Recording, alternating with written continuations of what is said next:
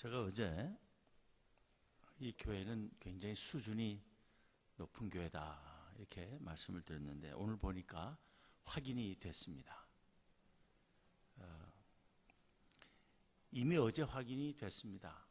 어제 제가 한 설교를 만일 다른 교회 가서 했더라면 최소한 3분의 1은 다 졸았을 것입니다. 한 사람도 조는 사람이 없었습니다. 그래서 높은 수준이 확인이 됐었고, 근데 그것이 이제 강사 대접하느라고 졸리는 거 기를 쓰고 참을 수도 있는데, 오늘 또 이렇게 어제와 별 차이 없이 많이 모이신 것 보니까 단순히 예의적인 차원에서가 아니라 정말 수준이 높아서 다시 이렇게 많이 모이신 것으로 그렇게 믿습니다. 하나님께서 여러분께 저를 이번에 보내주신 것 참으로 감사하고 있습니다. 오늘 저녁에도 함께 귀한 은혜 나눌 수 있기를 바랍니다.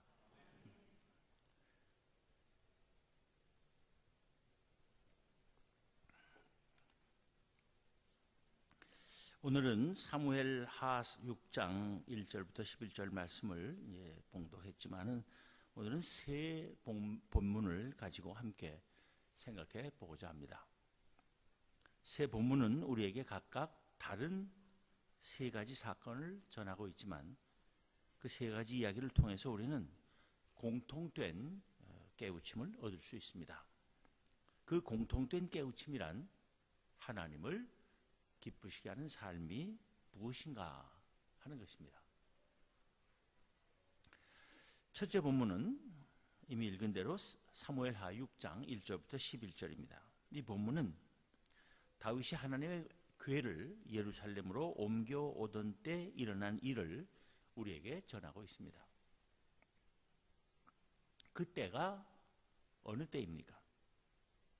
그때는 사울 왕이 죽고 다윗이 헤브론에서 유다 지파의 왕이 되었을 때였습니다. 다른 북쪽 지파들은 사울의 죽음 이후에 왕실이 안정되지 못하고 매우 불안한 그런 정세가 이어지자 여러 지파 대표들이 다윗에게로 찾아와서 다윗이 유다 지파만의 왕이 아니라 이스라엘 모든 지파의 왕이 되어달라고 요청을 했습니다. 그래서 다윗은 결국 이스라엘 모든 지파의 군주로 등장하게 되었습니다. 다윗은 예루살렘을 점령하고 헤브론에서 예루살렘으로 왕도를 옮겼습니다. 수도를 옮겼습니다. 위기감을 느낀 블레셋의 군대가 공격해왔지만 다윗은 그들을 물리치고 기세를 더욱 떨치게 되었습니다. 이제 다윗의 권위를 확정짓기 위하여 남은 일은 하나님의 궤를 옮겨오는 것이었습니다.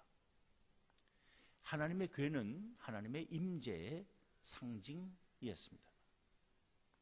하나님께서 함께 하신다는 상징을 지니는 것이야말로 왕으로서의 정통성을 확보하는 것이고 군주로서의 결정적 위엄을 드러낼 수 있으며 새 수도 예루살렘의 무게를 더할 수 있는 것이었습니다. 그래서 하나님의 궤를 예루살렘으로 옮겨오기로 작정한 것입니다. 그런데 하나님의 궤를 예루살렘으로 옮겨오는 일은 단번에 이루어지지 못하고 두 차례에 걸쳐 이루어졌습니다. 왜 그랬습니까? 오늘 본문 6절, 7절이 전하는 우사의 사건 때문이었습니다. 우사의 사건이 무엇입니까? 하나님의 궤가 나곤이라 하는 사람의 타작마당에 이르렀을 때 그 하나님의 궤를 실은 수레를 끌던 소들이 갑자기 날뛰기 시작해서 우사가 그 소를 몰던 우사가 손을 들어 하나님의 궤를 붙들었다가 하나님의 진노하심으로 인해서 그것에서 즉사하고 만 것입니다. 그래서 하나님의 궤를 옮겨오는 일이 일단 중단되고 말았습니다. 그런데 여기서 우리는 한번 생각해 볼 수 있습니다. 그것은 우사가 도대체 무슨 잘못을 했느냐 하는 것입니다. 아니, 누군들 하나님의 궤가 떨어져서 부서지거나 그것에 들어있던 성물들이 다 깨지거나 하는 사태가 벌어지고 있는데 가만히 팔짱 끼고 서서 볼 사람이 누가 있겠냐면, 하나님의 궤가 떨어져 깨지지 않도록 손을 뻗쳐서 그것을 잡은 것이 뭐 그렇게 잘못한 일이라고 하나님께서 그 자리에서 죽게 하시냐고 말입니다.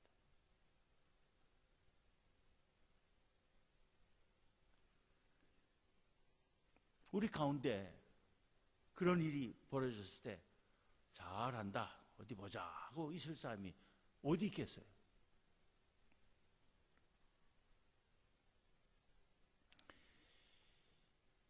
과연 그것이 즉사를 할 만큼 그렇게 큰 죄인가 잘못인가 하는 물음을 한 번쯤은 누구나 던질 수 있다는 것입니다.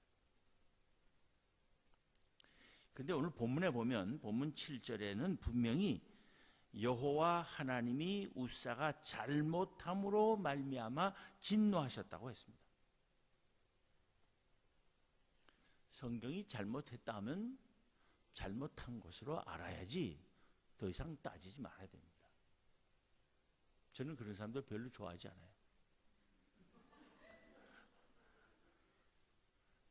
성경에서 말하면 무조건 그 자리에서 승복하는 사람, 전 그런 사람 좋아해요.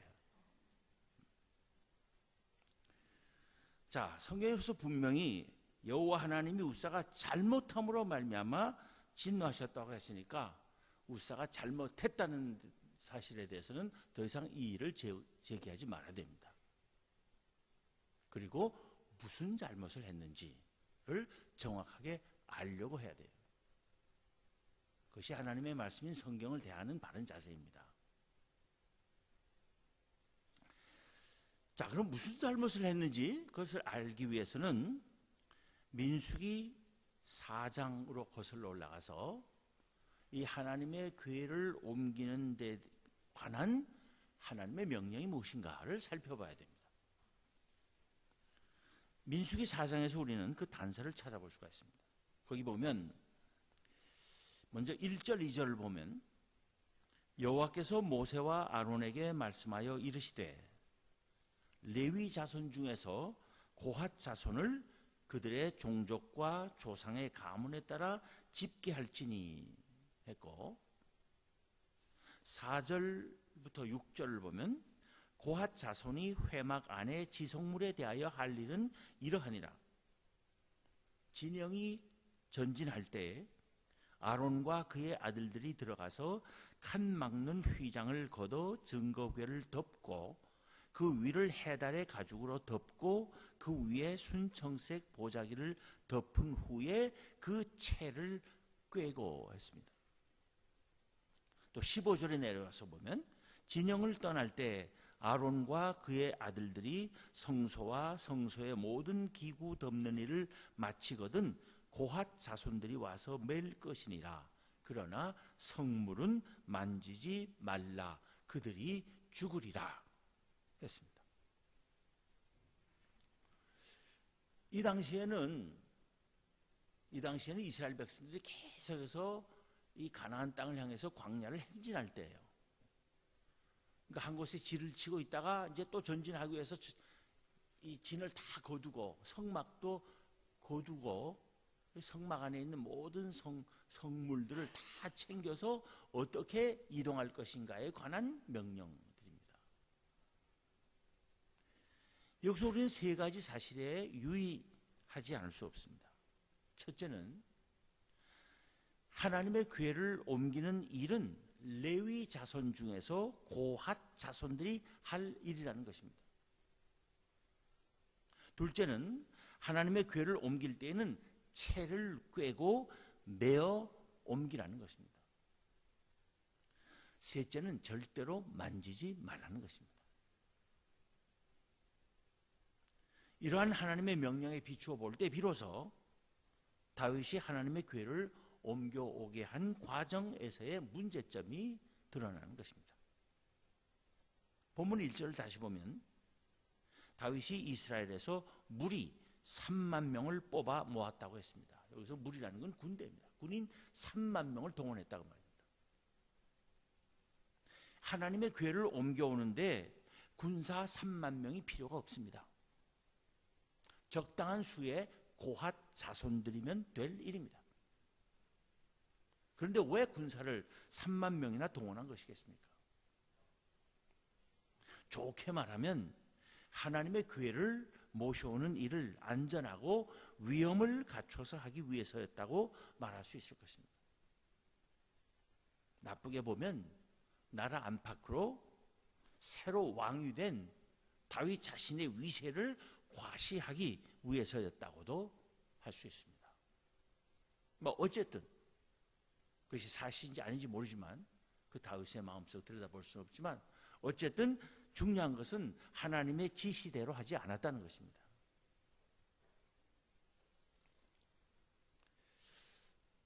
본문 3절을 보면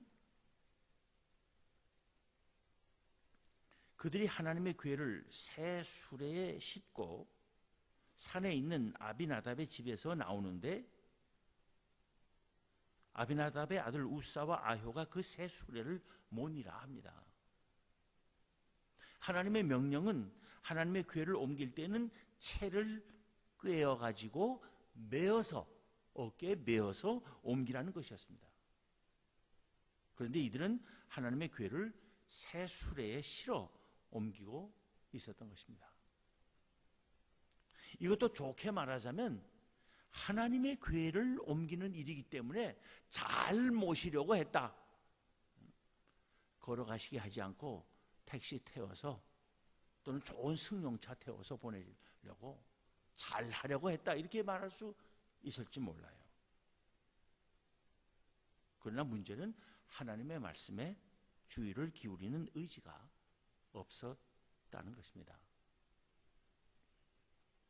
세 번째로 우사가 손을 들어 하나님의 궤를 붙들었던 것 또한 명백히 하나님의 경고를 무시한 잘못이었음이 이제 드러납니다. 하나님의 궤를 옮기는 일에 있어서의 다윗의 잘못은 그것만이 아닙니다. 같은 사건을 전하는 역대상 13장 1절에 보면 다윗이 천부장과 백부장 곧 모든 지휘관과 더불어 의논하였다 합니다. 그 일을 하나님의 궤를 옮기는 일을 제사장들이나 레위 족속의 대표들과 의논하지 않고 군 지휘관들과 의논했다는 것 자체가 이미 잘못된 것이었습니다. 그런데 이렇게 다윗 자신은 물론이고 아무도 하나님의 궤를 옮기는 일을 그렇게 계획하고 진행시키는데 반대하거나 만류하는 사람이 없었다는 사실이 놀라운 것입니다. 군 지휘관들도 그 일은 그들이 상관할 일이 아니라고 다윗에게 말했어야 하는 것입니다. 왕이시여, 하나님의 궤를 옮기는 일이라면 저희들이 상관할 바가 아닙니다. 제사장들과 의논하시죠. 그래야 할 것입니다. 라고 말했어야 하는 거예요. 근데 아무도 그렇게 얘기하지 않았어요. 다윗이 군 지휘관들과 의논해서 하나님의 궤를 옮기려 할 때 그 소식을 들은 제사장들이 나가서 왕에게 왕이시여 지금 못하고 계십니까? 하나님의 궤를 옮기는 일이라면 우리 일입니다. 우리에게 맡기십시오. 라고 했어야 되는 거예요. 그런데 아무도 그렇게 하지 않았어요. 왜 그랬습니까? 하나님의 말씀에 귀 기울일 줄 몰랐기 때문입니다. 왕으로부터 시작해서 제사장들이건 일반 백성들이건 할 것 없이 모두 하나님의 명령을 바르게 따라야겠다는 의식이 사라져버렸던 것입니다. 다윗은 하나님의 마음에 흡족한 사람이었습니다. 물론 몇 차례 잘못이 있었는데 이 잘못도 그 중에 한 가지입니다.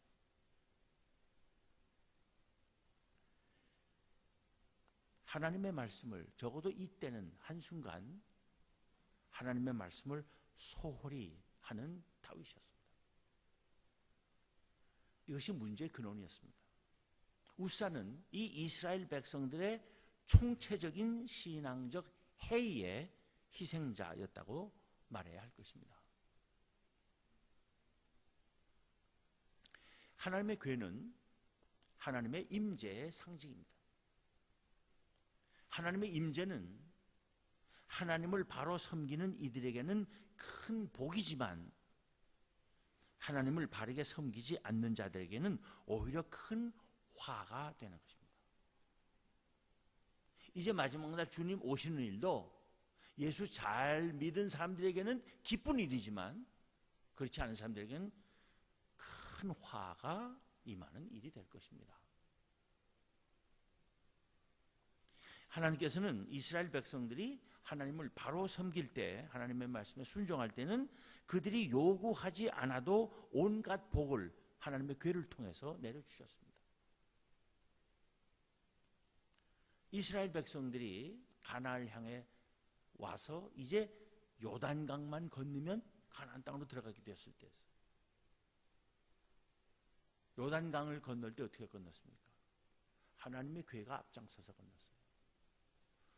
요즘 이스라엘 가면 요단강이라는 게 뭐 그냥 훌쩍 뛰어넘으면 넘을 수 있을 만큼 조그만 개울 같은데요. 물 말랐을 때는 그냥 걸어가면 돼요.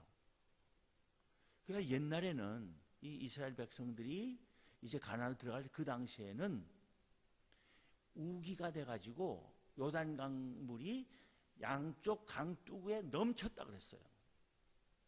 그럴 정도로 강물이 범람을 했었습니다.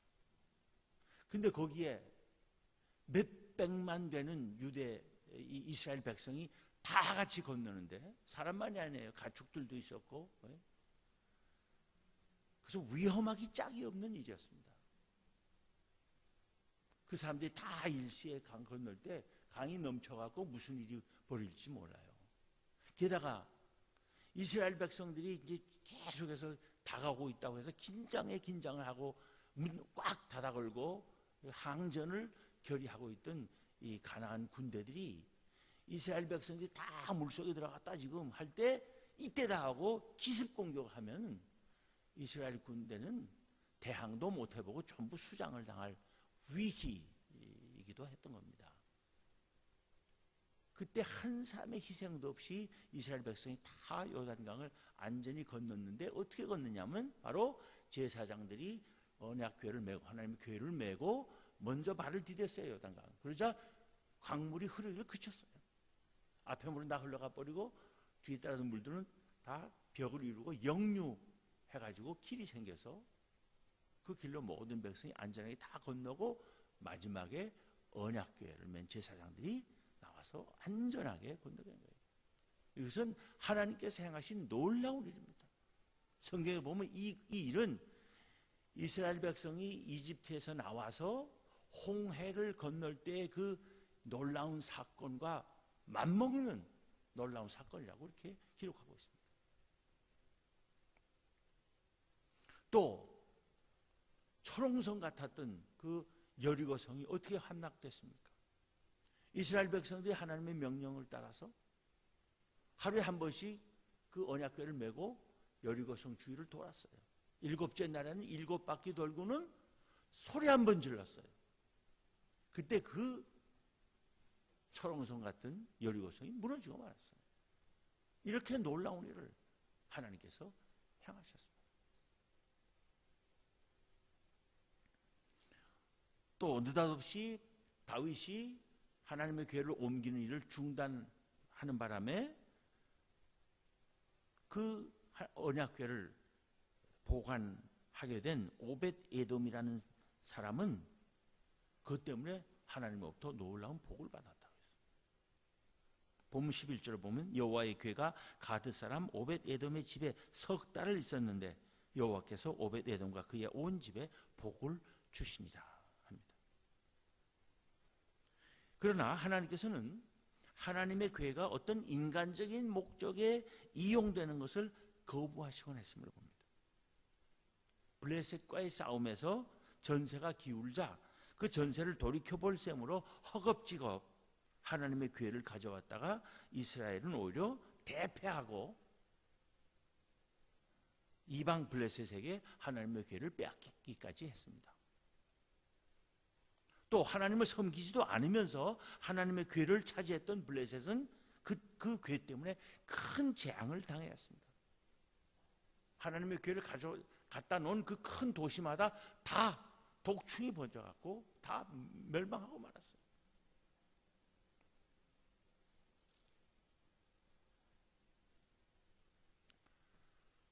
하나님의 임재의 상징은 하나님의 교회뿐이 아니에요. 교회 건물도, 교회 건물 위에 달린 십자가도 다 하나님의 임재의 상징이에요.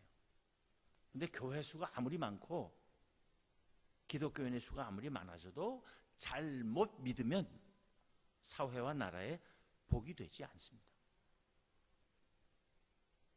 세상적인 목적으로 하나님과 교회와 믿음을 이용하려는 생각은 화를 자초할 뿐임을 우리에게 가르쳐주고 있습니다. 다윗은 뒤늦게 자기의 잘못을 깨달았습니다. 그래서 그는 다시 하나님의 교회를 예루살렘으로 옮겨올 때는 철저하게 하나님께서 지시한 대로 따랐던 것을 우리는 볼 수 있습니다. 역대상 15장 2절을 보면 다윗이 이르되 레위 사람 외에는 하나님의 교회를 맬 수 없나니 이는 여호와께서 그들을 택하사 여호와의 궤를 메고 영원히 그를 섬기게 하셨음이라 했고, 또 13절부터 15절을 보면 전에는 너희가 매지 아니하였으므로 우리 하나님 여호와께서 우리를 찢으셨으니 이는 우리가 규례대로 그에게 구하지 아니하였음이라 하니, 이에 제사장들과 레위 사람들이 이스라엘 하나님 여호와의 궤를 메고 올려가려 하여 몸을 성결하게 하고, 모세가 여호와의 말씀을 따라 명령한 대로 레위 자손이 채에 하나님의 궤를 꿰어 어깨에 매니라 합니다. 이렇게 바로 하자 하나님의 궤가 예루살렘에 안전하게 들어가게 되었고, 다윗은 너무나 좋아서 덩실덩실 춤을 추다가 옷이 다 벗겨지는지도 몰랐다 했습니다. 이 이야기는 우리에게 무엇을 가르치고 있습니까? 우리 각자의 삶이나 교회의 일에 있어서 모든 것은 하나님의 말씀대로 해야 한다는 것입니다. 무슨 일을 하든 하나님의 기쁨을 위하여 해야 한다는 것입니다. 무엇이 하나님의 기쁨이겠습니까? 매사를 하나님의 뜻대로, 하나님의 명령대로, 하나님의 규례대로 행할 때 하나님의 기쁨이 있는 것입니다. 교회가 무슨 일을 할 때 사람들을 많이 동원한다고 반드시 하나님께서 기뻐하시는 것이 아닙니다. 물론 그렇다고 해서 교회에서 행사하는데 최소한도로 참석하자, 가능한 한 오지들 마라, 이렇게 해서는 안 되는 거예요. 가능한 한 많이 다 참여해서 하는 게 좋죠. 그러나 그것보다 더 중요한 것은 하나님의 말씀대로 하느냐가 중요하다는 것이에요. 하나님의 말씀대로 하지 않으면서 많은 사람 모여서 해봤자 하나님이 하나도 기뻐하시지 않아요. 다윗이 군사 3만을 동원했지만 자기는 흐뭇했을지 몰라도 하나님은 전혀 기뻐하지 않으셨어요. 교회가 무슨 일을 할 때 예산을 많이 드린다고 해서 하나님께서 반드시 기뻐하시는 건 아닙니다. 그렇다고 뭐 행사하자면서 아주 짜게 예산은 최소한대로 세워서 인색하게 하라는 말 안 해요. 최대한 성의를 다해서 해야죠. 그러나 예산을 많이 드리는 것보다 더 중요한 것은 하나님의 말씀대로 하는 것이라고 말이에요. 하나님의 말씀대로 행하지 않는 일에 아무리 예산 많이 쏟아붓고 돈 많이 쓴다고 해서 하나님이 전혀 기뻐하시지 않는 거예요. 다윗이 하나님의 교회를 옮기기 위해서 새 수레를 만들었어요. 제가 보지 못했지만 아마도 아주 정성껏 돈 많이 들여서 수레를 만들었을 거예요. 이게 보통 수레가 아니다. 하나님의 궤를 옮길 수레다 해갖고 돈 많이 들여서 만들었고, 거기다가 금도 갖다 붙이고 보석도 갖다 박았는지 뭔지 모르겠지만 어쨌든 돈을 아끼지 않고 했을 거예요. 그것을 보면서 다윗은 기분 좋아했을지 몰라도 하나님은 하나도 좋아하지 않으셨다는 거예요. 교회가 무슨 일을 할 때 사람들이 다 좋아한다고 해서 반드시 하나님도 좋아하실 줄로 알아서는 안 됩니다.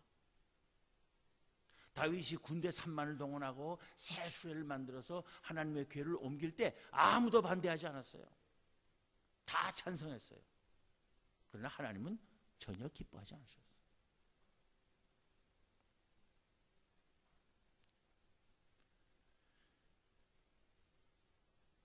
그렇다고 교회가 하는 일에 사람들이 싫어하는 것만 골라갖고 교회를 해서는 안 되죠. 모든 사람의 교인들이 다 만족하도록, 다 행복하도록 모든 일을 하는 게 중요하지만 더 중요한 것은 사람들이 행복하고 사람들이 좋아하기 전에 하나님께서 기뻐하셔야 된다고. 근데 하나님께서 기뻐하시는 것은 하나님의 명령대로, 하나님 말씀대로 하는 것. 그것이 하나님의 기쁨이 되는 일이다.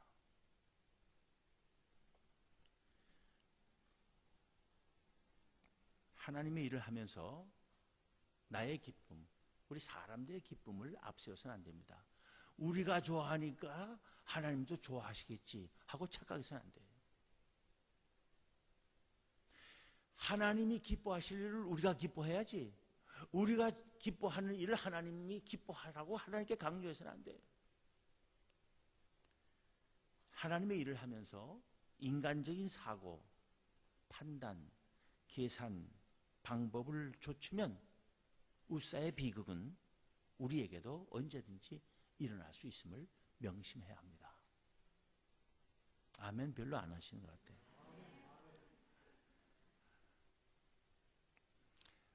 세문안교에서도 아멘 별로 안 합니다.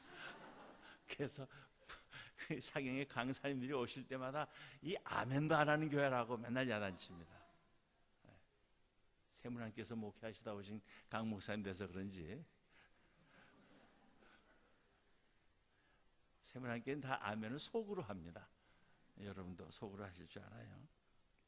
어쨌든 우리가 신앙생활을 하면서, 교회를 하면서 하나님의 기쁨을 조차 해야 됩니다. 그러길 힘쓰는 여기서 세문안교 장로님 아멘 잘하십니다. 자, 오늘 둘째 본문을 우리가 함께 보겠습니다. 이번에는 신약 성경에서 요한복음 7장 1절부터 10절 말씀입니다. 요한복음 7장을 다 펴시기 바랍니다.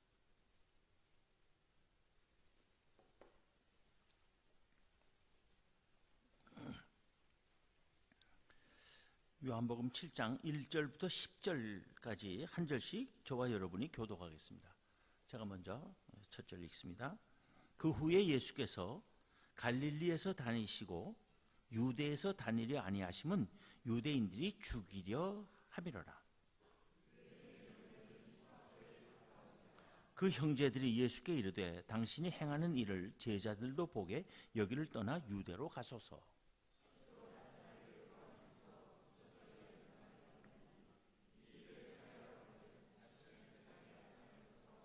이는 그 형제들까지도 예수를 믿지 아니함이로라.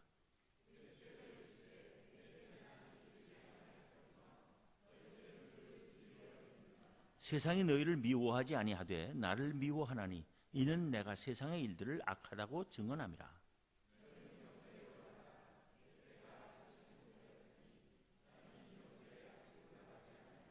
이 말씀을 하시고 갈릴리에 머물러 계시니라.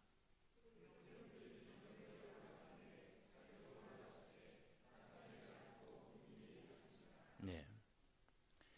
본문 1절 말씀은 예수님께서 당분간 유대 지방에는 다니지 아니하시고 갈릴리 지방에만 머물러 계셨는데 그 이유는 유대인들이 죽이려 했기 때문이라고 전하고 있습니다.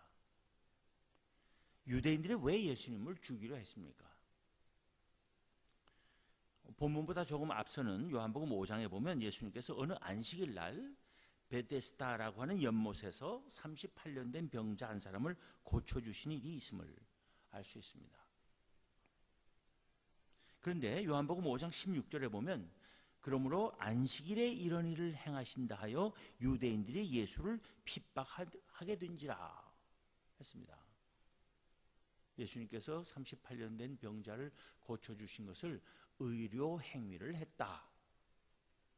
안식일 날 일했다. 해갖고 예수님을 죽이겠다고 했다는 거예요. 또 17절부터 18절에 보면 예수께서 그들에게 이르시되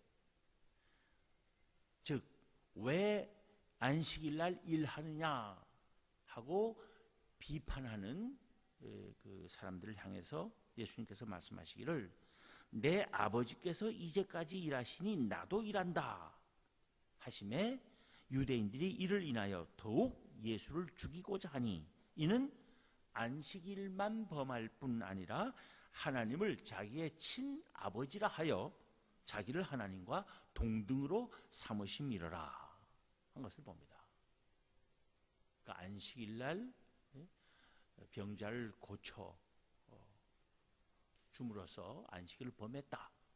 안식일 범한 것까지는 또 몰라도 하나님을 자기와 동등시했다. 자기가 곧 하나님 같이 하나님의 아들이라고 하면서 하나님처럼 그렇게 주장했다는 것이에요. 그래서 이런 작자는 살려둘 수 없다 해서 죽이려 했다는 것입니다. 그래서 예수님께서 유대 지방에 그냥 머물러 있었다가 유대인들에게 맞아 죽을지 모르니까 당분간 그 위험을 피해서 비교적 안전한 고향 갈릴리에 가서 머물러 계셨다는 것입니다. 그런데 그 예수님에게 본문 3절에 보면 예수님의 형제들이 거기를 떠나 즉 갈릴리를 떠나 다시 유대로 가자고 권하고 있습니다. 그렇게 권한 이유는 2절 말씀에 의하면 유대인의 명절인 초막절이 가까운 때문이라 했습니다. 초막절은 유대인의 3대 명절의 하나입니다. 20살 이상 난 20살 이상 난 유대인 남자는 모두가 이 3대 명절에는 예루살렘에서 행해지는 그 절기 행사에 참여하게 되어 있었습니다.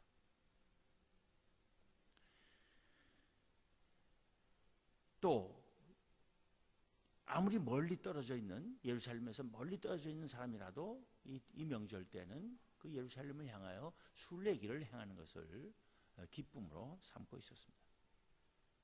이러한 배경에서 볼 때 초막절이 가까웠기 때문에 예수님의 형제들이 예수님에게로 유대로 올라가자고 제의한 것은 자연스럽고도 또 당연한 일로 보여집니다. 그런데 그렇게 당연해 보이는 형제들의 제안에 대한 예수님의 반응은 의외로 냉담한 것이었습니다. 8절에 보면 너희는 명절에 올라가라. 내 때가 아직 차지 못하였으니 나는 이 명절에 아직 올라가지 아니하노라 말씀하신 것입니다. 아무리 명절이라 해도 갔다가는 죽을지 모르는데 유대인들이 죽이려고 벼르고 있는데 그래서 명절이지만 안 올라가는 것을 얼마든지 이해할 수 있어요. 그런데 문제가 되는 것은 10절입니다. 10절에 보면 형제들이 유대로 올라간 후 예수님도 올라가셨다 했습니다. 분명히 지금은 내 때가 차지 않아서 나는 올라가지 않겠다. 너희들은 올라가라 해놓고는 실제로는 올라가셨다는 거예요. 이 예수님의 말씀과 행동의 불일치 때문에 우리는 당황하게 됩니다. 분명히 내 때가 아직 차지 않아서 이번 명절에는 올라가지 않겠다고 말씀하시고는 실제로 올라가셨다는 이 사실 그냥 넘어갈 수가 없어요. 이렇게 읽고도 그냥 넘어가시겠다는 분 넘어가세요. 근데 우리 같은 사람은 이거 그냥 못 넘어가요. 한 달이 되든 두 달이 되든 이 문제 해결되기 전에는 그 다음을 읽을 수가 없어요. 그래서 물 한 잔 마시고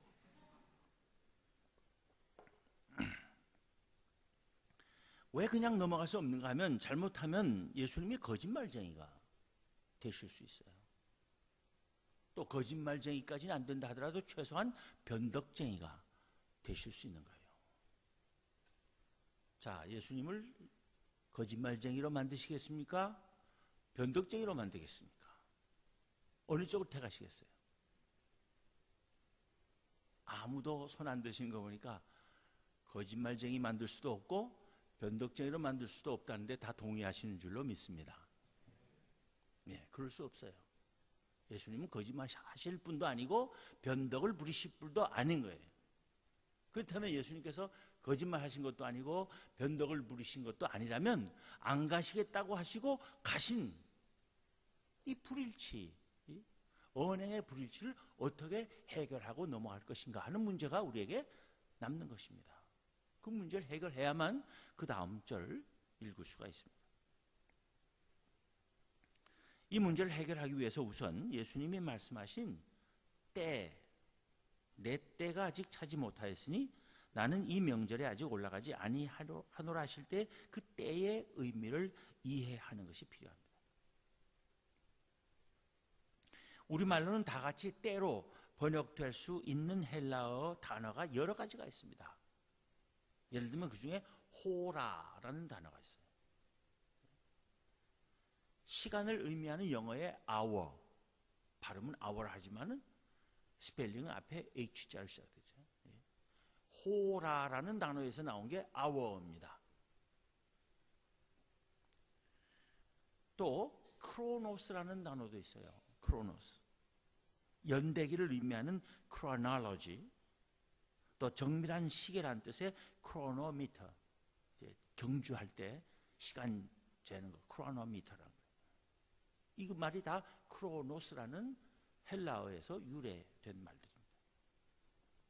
그런데 오늘 본문 속에서 예수님께서 말씀하신 그 때는 호라도 아니고 크로노스도 아닌 카이로스라는 단어입니다. 호라나 크로노스가 일반적인 의미의 시간, 즉 어제냐 오늘이냐 내일이냐 1시냐 2시냐 3시냐 하는 이런 산술적인 때를 가리키는 단어라면 카이로스라는 단어는 상황적인 때 또는 때의 적절한 사용에 관계된 말입니다. 그저 때가 아니라 올바른 때를 가리키는 것입니다. 신약 성경에서 이 단어는 언제나 하나님이 명하시는 결정적인 때를 가리키는 말이고 하나님의 약속의 성취와 연관된 용어라는 사실에 유의해야 할 것입니다. 이 사실에 유의하며 이제 우리는 예수님의 형제들이 예수님에게 유대로 올라가자고 한 동기를 알아보아야 합니다. 우리는 본문 5절에 이는 그 형제들까지도 예수를 믿지 아니함이로라 한 말을 주목할 필요가 있습니다. 예수님의 형제들이 예수님을 믿지 않았다는 말이 무슨 뜻입니까? 그것은 그들이 예수님을 혈육상의 형님으로는 또는 일가친척으로는 알고 있었지만 다른 사람들이 생각하기 시작했듯이 예수님을 하나님의 아들이요 이스라엘이 고대하던 그 메시아로는 믿지 않았다는 말입니다.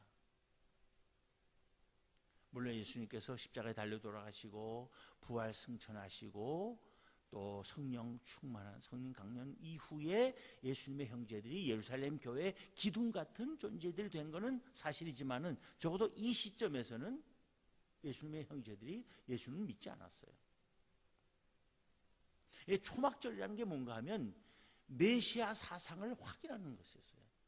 초막절이 옛날 출애굽한 이스라엘 백성들이 광야에서 지낼 때 그 광야에서도 하나님께서 이스라엘 백성들을 굶어 죽지 않게 해주시고 다 먹이시고 마시게 하시고 재우시고 입히시고 해주신 그 은혜를 회상하며 감사할 뿐만 아니라 옛날 이집트의 그 폭정 학대 하에서 구원해 주신 것처럼 다시 모세와 같은 인물 메시아를 세우셔서 로마 정권 치하에서 신음하는 이스라엘 백성을 다시 구원해 주실 제2의 출애굽 사건, 그것을 이루어질 메시아를 기대하는 그 메시아 신앙을 재확인하는 절기가 바로 초막절이었거든요. 그런데 예수님의 형제들은 그 초막절에 그 메시아에 대한 기대, 우리 형님이 바로 그 메시아다이라는 전혀 그런 믿음이 없었기 때문에 그들에게는 초막절이 되어서 유대를 가자고 말은 하지만 메시아 사상, 제2의 출애굽을 기대하는 그런 믿음을 갖고 있지는 않았다고 말이에요. 그러면 왜 예수님에게 유대로 가자고 했겠는가? 유대로 가면 유대인들이 죽이려고 벼르고 있는데 왜 형님에게 유대로 가자고 했겠는가? 그 진짜 동기가 뭐야? 신앙적인 동기는 그들에게 없었던 것이 분명한데, 그러면 무슨 동기에서 형님 예수를 데리고 유대로 가려고 했겠는가? 그 진짜 동기를 밝혀내기 위해서 약간의 상상력과 추리력이 필요합니다. 우리는 이 문제의 실마리를 예수님과 그의 형제들이 어디 사람들이었는가 하는 물음으로부터 풀어갈 수 있다고 봅니다. 우리가 다 아는 대로 예수님과 예수님의 형제들은 갈릴리 나사렛 사람들이었습니다. 그런데 갈릴리 지방 사람들은 그 당시 유대인들로부터 무시당하고 천대받으며 심지어는 위험시 여겨지기까지 했습니다. 복음서의 증거들은 그 당시 갈릴리에서 무슨 선한 것이 날 수 있겠느냐 하는 식의 사고가 만연되어 있었음을 보여주고 있습니다. 예수님의 12제자 가운데 나다나엘이라는 사람이 있었음을 우리는 잘 알고 있습니다.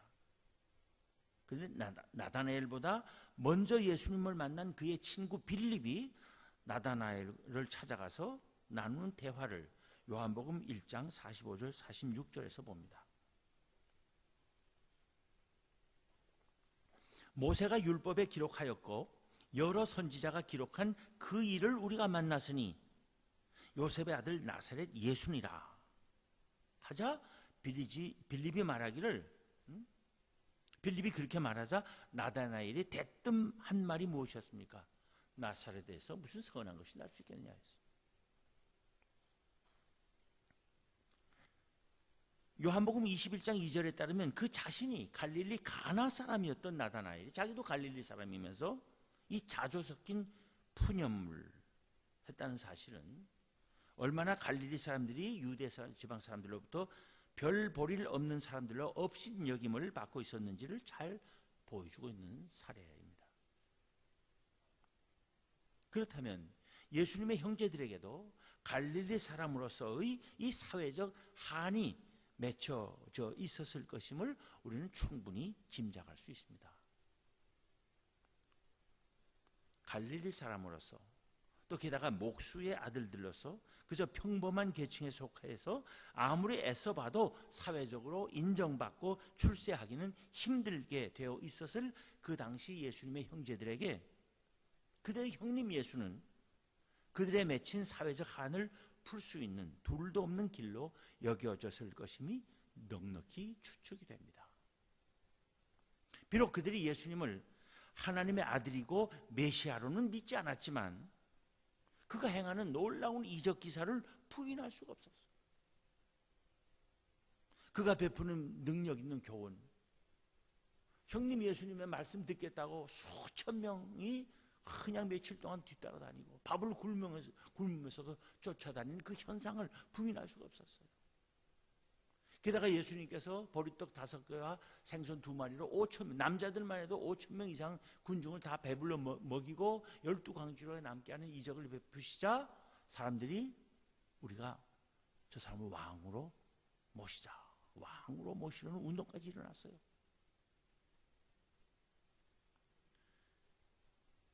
그 일을 무심히 넘길 수가 없는 예수님의 형제들이었어요. 형님 예수를 앞세우고 잘만 따라다니면 형님 덕분에 어깨 펴고 인정받고 살 수 있고 큰 소리 칠 수 있겠다는 생각을 왜 안 했겠습니까? 게다가 갈릴리 사람들을 늘 무시하고 깔보는 그 유대인들 앞에 가깝고 마침 초막절이 됐으니까 예루살렘의 전국 방방곡곡에서 수없이 많은 사람들이 구름들 같이 몰려들 텐데 그들 앞에서 예수님께서 멋진 일장연설하시고 또 거기 모인 모든 사람 배불리 먹으시고 가나의 혼인잔치에서 행하신 것처럼 물 가지고 끝내주게 마시는 포도주 만들어서 쫙 돌리고 병자는 병자 다 고쳐주고 문둥병자하고 뭐 할 것 없이 심지어는 귀신 들린 사람 다 내쫓아주고 하면 일시의 왕으로 옹립될 것이 분명하단 말이죠. 형이 왕만 되면 우리는 뭐가 되냐? 하루아침에 왕족이 되는 거 아니에요. 그동안 억눌렸던 천대받던 그 사회적 한을 다 풀고 부귀영화가 눈에 보이는데 답답하고선 형님이 이 시골 갈릴리에 내려와서 썩고 있단 말이죠. 그러니까 형님 좀 갑시다. 세상에 좀 나타냅시다. 왜 이렇게 숨어서 일합니까?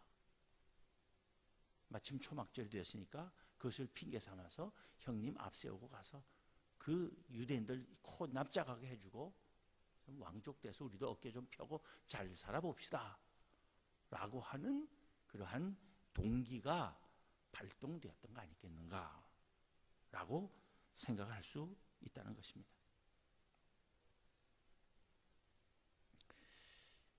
그것이 단지 추측이고 상상이 아닌 것을 본문 자체가 우리에게 보여주고 있습니다.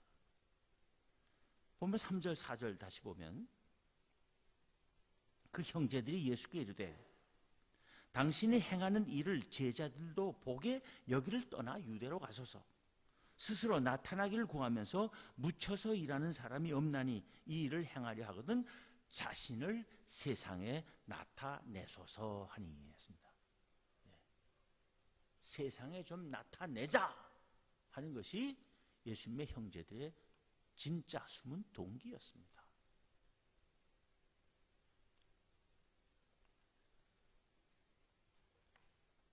예수님께서 거절하신 것은 바로 그런 세상적이고 인간적이고 물질적인 동기였습니다. 이번에 초막절에는 예루살렘에 가지 않겠다가 아니고 그런 동기로는 가지 않겠다고 거절하신 거예요. 아직은 내가 나를 드러낼, 세상에 나를 나타낼 때가 아직 아니다 라고 말씀하신 거예요. 너희는 명절에 올라가라. 내 때가 아직 차지 못하였으니 나는 이 명절에 아직 올라가지 아니하노라 하신 것은 지금은 내가 나를 세상에 나타내기에 올바른 때가 아니다.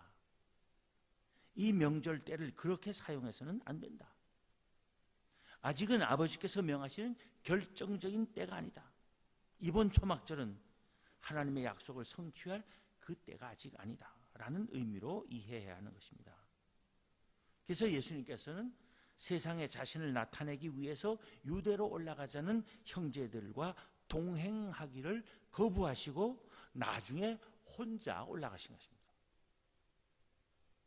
10절에 보면 뭐라 그랬어요?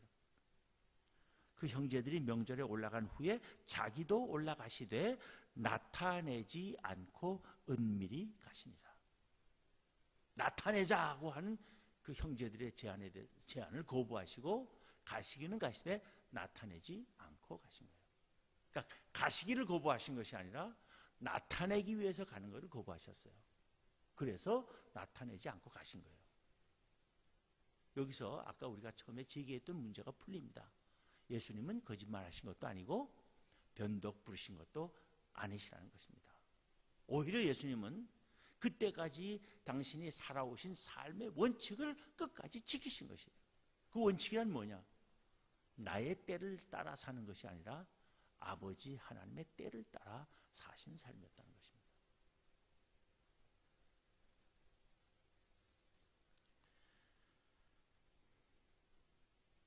내가 좋아하는 일을 나 편한 방법으로 행하며 사는 것이 아니라 언제 어디서 무엇을 하든지 하나님 기뻐하시는 일을 하나님께서 원하시는 때에 하나님이 명하시는 방법으로 행하며 사는 삶의 원리, 그것을 주님께서는 끝까지 지키신 것입니다. 세상적이고 인간적인 기준에서 보면 예수님의 형제들의 판단이 옳았다고 보아야 할 것입니다. 초막절 때야말로 그들에게는 출세하고 신분 상승을 이룰 수 있는 절호의 기회였을 것입니다. 그러나 예수님의 판단은 내 때는 아직 이르지 아니하였다는 것이었습니다. 남 보기에는 놓쳐서는 안 될 때를 거부하신 예수님이 거꾸로 인간적으로는 다 피하고 싶고 원치 않는 때가 되었을 때는 내 때가 되었다고 받아들이신 적이 있습니다. 언제입니까? 십자가에 달리실 때가 되었을 때입니다. 요한복음 12장 27절 28절을 보면 지금 내 마음이 괴로우니 무슨 말을 하리요? 아버지여 나를 구원하여 이 때를 면하게 하여 주옵소서. 그러나 이를 위하여 이 때에 왔나이다 내가. 아버지여 아버지의 이름을 영광스럽게 하옵소서. 예수님도 인간이셨기 때문에 그 십자가의 잔을 받아 마셔야 할 때가 되자 괴로워하셨어요. 그래서 간절히 기도하기를 할 수만 있으면 이 잔이 나에게서 지나가게 해달라고 기도하셨어요. 그러나 바로 그 다음 순간에 그러나 내가 이 때를 위하여 왔나이다 하고는 그 잔을 받아들이셨습니다.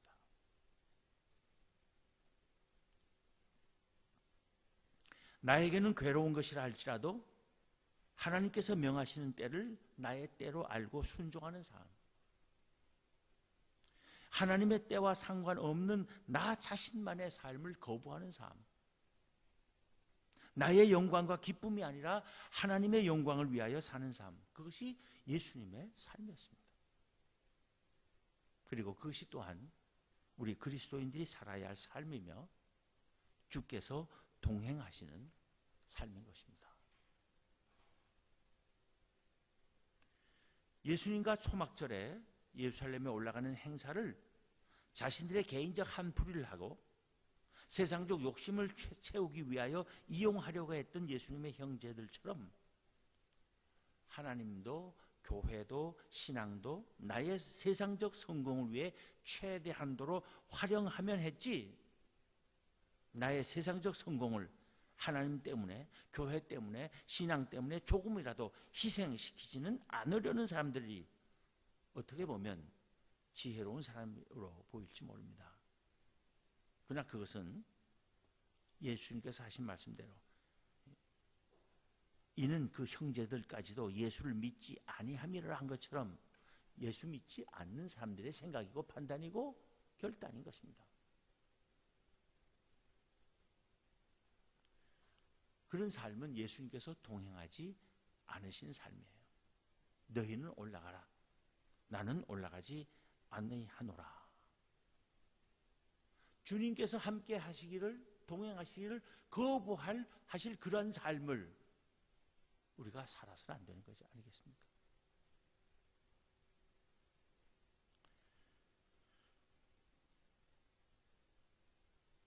신앙적 명분을 내세우면서 사실은 자기 자신의 인간적 욕망을 충족시키려는 길에는 주님께서 결코 동행하지 않으심을 우리에게 보여주고 있는 본문인 것입니다.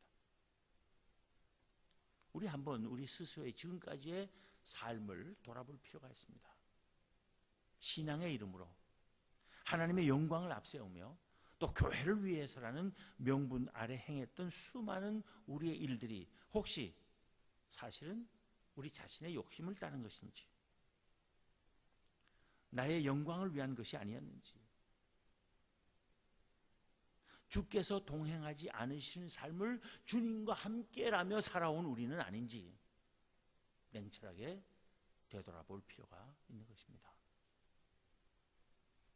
신앙은 내가 가고자 하는 길에 주님을 억지로 끌고 가는 것이 아니라 주님이 가신 길을 내가 따르는 것입니다. 그것이 신앙이에요. 싸우냐고 하나님께 떼쓰고 내가 원하는 거 해달라고 조르는 것이 신앙 좋은 것으로 착각하면 안 돼요. 내가 좋아하고 나에게 기쁨을 줄 것 같지만 하나님께서 기뻐하시지 않으실 일, 주님께서 함께 하시기를 거부하시는 그런 길을 가서는 안 되는 거예요. 신앙은 내가 원하는 일에 하나님을 끌어들이는 것이 아니라 하나님이 원하시는 일에 우리를 복종시키는 것입니다. 내 때가 아니라 하나님의 때를 좇음으로써 주께서 동행하시는 삶을 사는 우리 모두가 되어야 하겠습니다.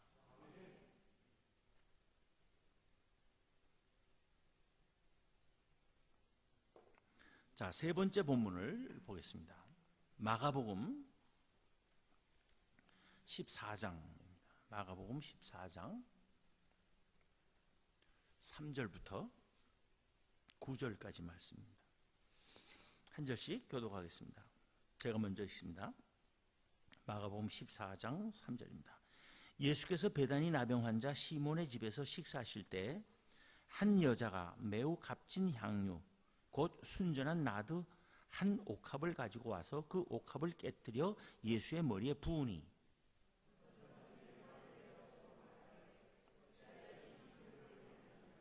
이 향유를 300데나리온 이상에 팔아 가난한 자들에게 줄 수 있었겠도다 하며 그 여자를 책망하는지라.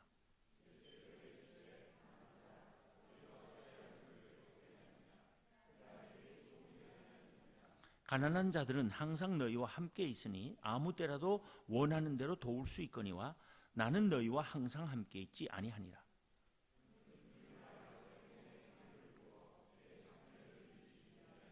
함께 읽겠습니다. 내가 진실로 너희에게 이르노니 온 천하에 어디서든지 복음이 전파되는 곳에는 이 여자가 행한 일도 말하여 그를 기억하리라 하시니라. 다 잘 아는 사건입니다. 예수님께서 예루살렘에서 한 3km 정도 동쪽에 있는 베다니 마을에서 식사하고 계실 때 한 여인이 매우 값진 순나드 향유 한 옥합을 가지고 와서 그 옥합을 깨뜨려 그 안에 들어있던 나드 향유를 몽땅 예수님의 머리에 부은 것입니다. 옥합이라는 것은 그 자체가 아주 값비싼 향유만을 담는 용기입니다. 옥합에 담았다는 것만으로도 그 향유가 얼마나 비싼 것인지를 알 수 있습니다. 나드 향유란 인도가 원산지인 뿌리 식물로부터 추출한 진귀한 향유였습니다. 본문 5절은 그 향유의 값이 300데나리온 이상이 되었을 것임을 시사하고 있습니다. 한 데나리온은 보통 근로자 한 사람의 하루 인건비에 해당하는 것입니다. 4명 기준의 한 식구의 생활비에 해당하는 것이 한 데나리온입니다. 그러니까 300데나리온 이상이라는 것은 한 사람이 1년 동안 안식일을 빼고 365일 중에 52일 안식일 빼고 나면 310일 정도. 그러니까 300일 정도 되죠. 1년 내내 일해야 버는 돈이 300데나리온이에요. 한 가정의 1년 생활비와 맞먹는 돈입니다. 요한복음에서는 나사로의 누이이고 마르다의 동생인 마리아라고 밝히고 있는 이 여인의 행위가 그것을 지켜본 예수님 주변의 사람들, 특히 제자들의 눈에는 너무나 어처구니 없는 낭비로 비춰졌습니다.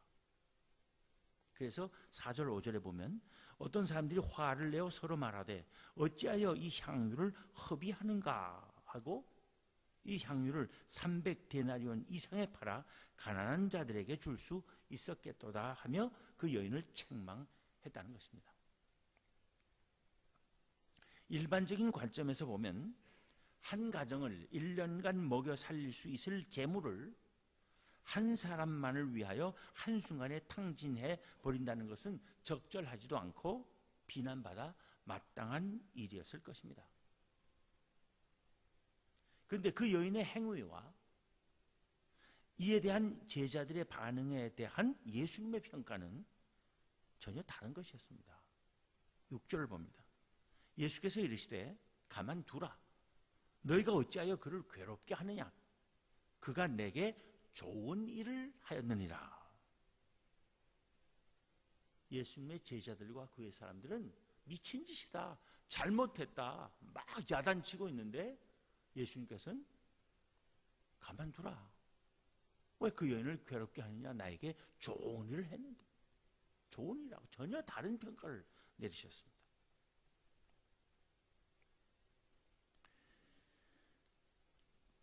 요한복음 12장 4절 5절에서는 이 향유를 어찌하여 300데나리온에 팔아 가난한 자들에게 주지 아니하였느냐라고 말한 제자가 바로 가롯 유다였다고 밝히고 있습니다. 근데 그 다음 절에 보면 이렇게 말하면, 즉 가난한 자들에게 줘야 할 것 아니었냐라고 말하면, 가난한 자들을 생각함이 아니요 그는 도둑이라, 돈꾀를 맞고 거기 넣는 것을 훔쳐가미르라 했습니다. 그러니까 예수님과 그 일행의 재정을 맡은 사람이 유다였어요.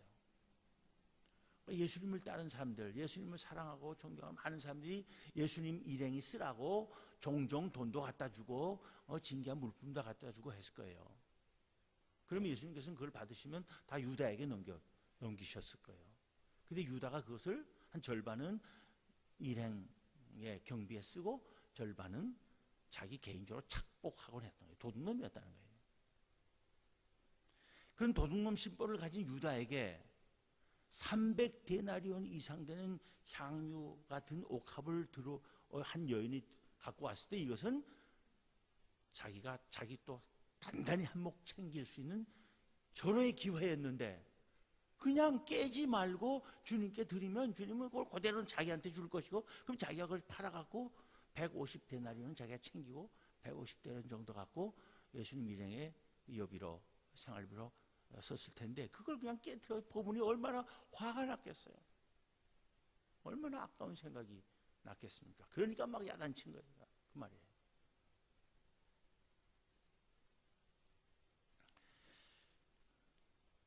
근데 예수님께서는 왜 그 여인의 행위를 당신에게 좋은 일을 하였다고 여기신 것이겠습니까? 7절, 8절의 말씀을 잘 살펴볼 필요가 있습니다. 가난한 자들은 항상 너희와 함께 있으니 아무 때라도 원하는 대로 도울 수 있거니와 나는 너희와 항상 함께 있지 아니하리라. 그는 힘을 다하여 내 몸에 향유를 부어 내 장례를 미리 준비하였느니라. 이 말씀 중에 나는 너희와 항상 함께 있지 아니하리라 하신 말씀과 그는 내 장례를 미리 준비하였느니라 하신 말씀에 주목해야 합니다. 예수님께서는 당신의 죽음을 앞두고 계셨습니다. 예수님께서는 당신의 죽음을 이미 여러 차례 제자들에게 예고하신 바 있었습니다. 그러나 제자들은 예수님의 그 예고를 바로 이해하지도 않았고 진지하게 받아들이지도 않고 있었습니다. 예수님이 왜 죽으셔야 하며 그 죽음의 의미가 무엇인지를 알고 있는 제자가 없었습니다. 이 사실 우리는 누가복음 18장 31절부터 34절에서 확인할 수 있습니다. 그 제가 읽어보면, 예수께서 12제자를 데리시고 이르시되 보라, 우리가 예루살렘으로 올라가노니 선지자들을 통하여 기록된 모든 것이 인자에게 응하리라. 인자가 이방인들에게 넘겨져 희롱을 당하고 능욕을 당하고 침뱉음을 당하겠으며 그들은 채찍질하고 그를 죽일 것이나 그는 3일 만에 살아나리라 하시되 제자들이 이것을 하나도 깨닫지 못하였으니 그 말씀이 감추었으므로 그들이 그 이르신 바를 알지 못하였더라 합니다. 이렇게 예수님의 제자들은 당신의 고난과 죽음을 예고하시는 주님의 말씀을 하나도 깨닫지 못하면서 서로 높은 자리, 큰 자리, 예수님의 좌우 자리를 차지하는 일에만 온통 관심을 쏟고 있었고 가롯 유다는 그저 돈 챙길 일만 살피고 있었던 것입니다. 예수님을 3년 동안 쫓아다니며 함께 먹고 마시고 자고 하면서 예수님께 배운 제자들이 그 누구도 정말 주님께 좋은 일이 무엇인지를 모르고 있었습니다. 이에 반해서 예수님의 머리에 향유 옥합을 깨뜨리고 그 비싼 나드 향유를 부은 여인은 예수님이 어떤 분이신 줄 알고 있었고 그의 죽음도 알고 있었습니다. 예수님이 어떤 분이신지를 알고 있었기에 그 여인에게 있어서 주님에게 그까지 순 나드 향유 한 옥합 정도는 아무것도 아니었던 것입니다. 예수님은 300데나리온 아니라 3000데나리온이라도 아까울 것이 없는 분이라는 것입니다. 그 비싼 향유 옥합을 깨뜨린 행위는 이 세상 그 누구도 그 무엇도 감히 비교될 수 없을 만큼 주님은 존귀하신 분이시라는 사실을 밝힌 행위였습니다. 세상은 곧 예수님을 가장 수치스러운 형틀인 십자가에 매달고 그 몸을 갈기갈기 찢어내 던질 것이지만 이 여인은 그 몸이 이 세상에 제 아무리 비싼 향유로도 감당할 수 없을 만큼 존귀하신 주님의 몸이라는 사실을 세상에 알린 것이었습니다. 주님께서는 주님에 대한 그 믿음과 사랑을 귀하게 여기신 것입니다. 주님을 바로 알고 주님을 사랑하는 것, 그리고 주님을 온 세상에 알리는 것, 그것은 가난한 사람 몇 사람 도와주는 일보다 우선하며 그 무엇보다도 중요한 이름을 가르치신 것입니다. 가난한 사람들은 언제든지 도와줄 수 있지만 주님이 곧 돌아가실 분이고 더 이상 주님을 위해서 할 일이 없을 때가 온 것이라는 것을 이 여인은 알고 있었던 것입니다. 그리고 그 여인의 행위는 예수님의 죽음을 준비하는 것이었습니다. 그런데 예수님의 죽음은 단순한 죽음이 아니었습니다. 그의 죽음은 온 인류를 살리시기 위한 죽음이었습니다. 예수님이 누구신지를 바로 안다면 그의 죽음의 의미가 무엇인지를 알 수 있고 따라서 나드 향유 옥합 깨는 행위를 이해할 수 있는 것입니다. 제자들은 그것을 몰랐기에 그 여인의 행위를 이해할 수가 없었던 것입니다.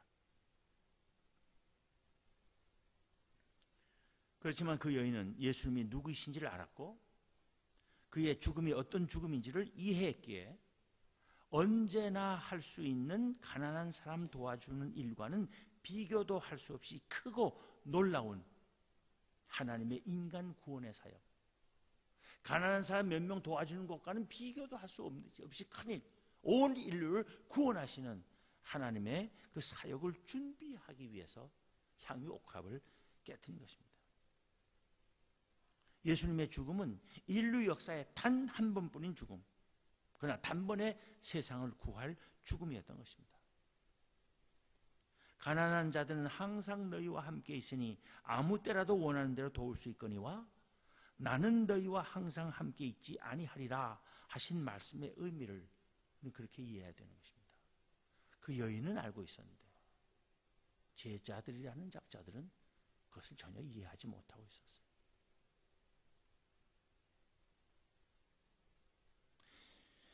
그 여인의 값비싼 향유를 아끼지 않은 행위는 이 세상에서, 아니 온 역사 속에 예수님의 대속적 죽음보다 우리에게 더 귀하고 중요하고 복된 것은 아무것도 없음을 선언한 일입니다. 그 비싼 향유 옥합을 깨뜨려 예수님의 머리에 부은 그 행위는 예수님의 죽음보다 더 귀하고 중요한 일은 없다고 하는 것을 선언하는 행위였다는 것입니다. 9절에서 하신 말씀의 의미 또한 그런 뜻에서 이해해야 하는 것입니다. 9절을 봅니다. 내가 진실로 너희에게 이르노니 온 천하에 어디서든지 복음이 전파되는 곳에는 이 여자가 행한 일도 말하여 그를 기억하리라. 무슨 말씀입니까? 복음이 전파되는 곳에는 이 여자가 행한 일도 말하여 그를 기억하리라는 말씀은 이 여인의 행위야말로 복음의 선포와 같은 것이다 그 말이에요. 보통 사람들 눈에는 이해가 되지 않는 이 여인의 행위, 그것이 곧 복음의 신비를 드러낸 것입니다. 복음이 무엇입니까? 죄로 말미암아 죽을 수밖에 없는 우리들에게 하나님의 아들이 대신 십자가에 달려 돌아가심으로써 구원의 문이 열렸다는 것 아닙니까? 그 하나님의 아들 예수 그리스도의 십자가의 죽음을 위하여 장례를 미리 준비한 그 여인의 행위는 곧 복음의 선포와 같은 의미를 지니는 행위였다는 것입니다. 그러기에 그 행위는 주님께 좋은 일이었던 것입니다. 그래서 복음이 선포되는 곳마다, 선포될 때마다 이 여인의 행위가 알려지죠. 기억되죠.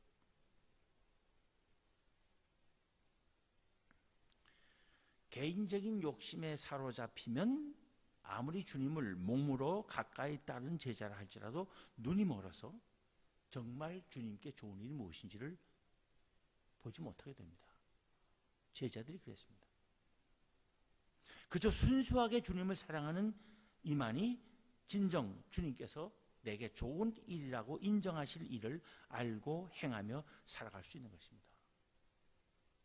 향후 옥합을 깨뜨린 그 여인이 그랬습니다. 우리는 이기적이고 세속적인 관심에 사로잡혀서 막상 주님께 좋은 일들은 잊고 지내온 것은 아닌지 각자 스스로에게 물어볼 수 있어야 할 것입니다. 우리는 주님을 따른다고 하면서 삶의 가치 순위를 혼동하며 살고 있지는 않는지 진지하게 돌아보아야 하는 것입니다. 주님과 교회를 위해서 가장 중요한 일에 대해서는 돈을 허비하는 일이라고 흥분하면서 주님께서 저지하시고 책망하실 일에는 열중하는 우리들은 아니었는지 곰곰이 살펴보아야 할 것입니다. 정말 주님께 좋고 우리에게 중요한 일이 무엇인지를 바로 알고 열심히 힘쓰는 우리 한 사람 한 사람이 될 수 있어야 하겠습니다. 각자에게 주어진 귀한 향유 옥합을 아낄 때와 깰 때를 바르게 분별할 줄 아는 주님의 일꾼들이 모두 되어야 하겠습니다. 오늘 세 본문의 이야기가 우리에게 공통적으로 가르치는 것은 하나님의 기쁨을 좇는 삶입니다. 사람의 기쁨이 아닌 하나님의 기쁨을 찾는 삶. 내 생각대로가 아니라 하나님의 말씀을 쫓아 사는 삶. 나의 때가 아니라 하나님의 때를 따라 사는 삶. 내게 좋은 일을 구하기보다 진정 주님께 좋은 일을 생각하며 행하는 삶. 이런 삶이 하나님의 기쁨을 좇는 삶입니다. 그런 삶이 하나님의 백성의 삶인 것입니다. 우리 모두 그런 삶을 살아가는 하나님 나라 백성이 되어야 하겠습니다. 기도하겠습니다.